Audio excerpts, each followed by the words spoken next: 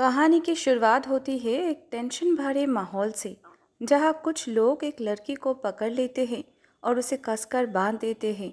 ये लोग किसी मिशन पर हैं और उनका असली टारगेट कोई और नहीं, उरी है।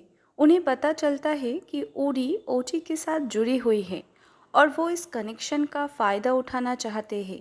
दूसरी तरफ उरी ओची के साथ समय बिता रही होती है। वो उसे अलग अलग चीज़ें खिलाने की कोशिश करती है, जैसे कीड़े मकोड़े। पहले उसे अजीब लगता है, लेकिन धीरे धीरे वो समझने लगती है यही वो पल है जहाँ उनकी दोस्ती और मजबूत हो जाती है। अब उरी को महसूस होने लगता है कि ओची सिर्फ एक जीव नहीं, बल्कि उसका अपना दोस्त है। अब कहानी में आता है सबसे बड़ा ट्विस्ट। उरी कहती है कि वो ओची से बात कर सकती है, लेकिन ये नॉर्मल भाषा नहीं है। ओची शब्दों में बात नहीं करते, वो अपनी भावनाओं और सुरों से बात करते हैं।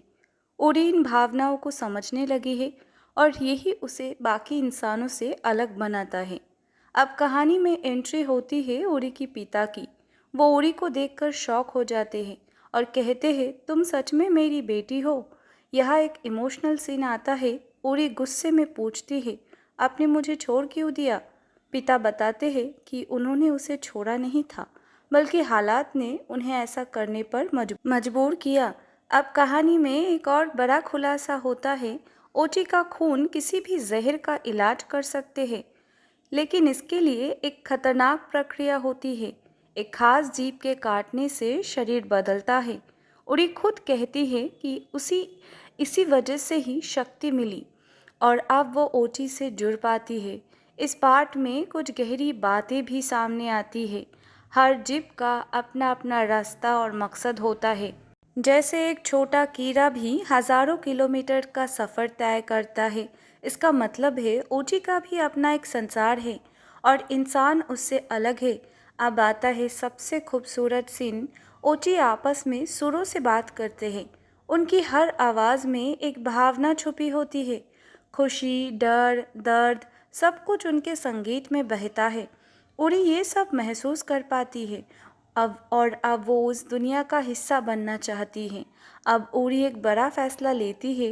वो ओची को उनके असली घर वापस ले जाएगी, लेकिन उसे चेतावनी दी जाती है, अगर ओची को इंसान के साथ देखा गया तो उसका परिवार उसे ठुकरा देगा और उरी भी खतरे में पड़ जाएगी। लेकिन उरी अपने फैसले पर अडिग रहती है। अब कहानी में सबसे बड़ा टकराव आता है। उरी के पिता उसे रोकते हैं, लेकिन उरी नहीं मानती। दोनों के बीच बहुत तेज बहस होती है। पिता उसे खतरा मानते हैं, उरी उन्हें गलत साबित करना चाहती है। यह एक पिता की गुस्से में उसे बहुत बुरी बातें बोल देते हैं। तुम मेरी जिंदगी बर्बाद कर रही हो, तुम इंसान के रूप में खतरा हो। ये सीन बहुत ही इमोशनल और दर्दनाक है। अब कहानी अपने क्लाइमेक्स की तरफ बढ़ती है। उरी ओची को लेकर निकल पड़ती है। पीछे उसके दुश्मन और पिता दोनों हैं। अब सवाल ये है, क्या वो सुरक्षित पहुंच पाएंगे? क्या ओची का परिवार उसे अपनाएगा या फिर सब कुछ बर्बाद हो जाएगा? तो दोस्तों, ये थी द लेजेंड ऑफ ओची पार्ट 2 का पूरा हिंदी एक्सप्लेन। अगर आपको ये एक्सप्लेन पसंद आया हो तो वीडियो को लाइक करें और ऐसी अमेजिंग स्टोरी एक्सप्लेन के लिए चैनल को सब्सक्राइब ज़रूर करें। मिलते हैं पार्ट 3 के साथ।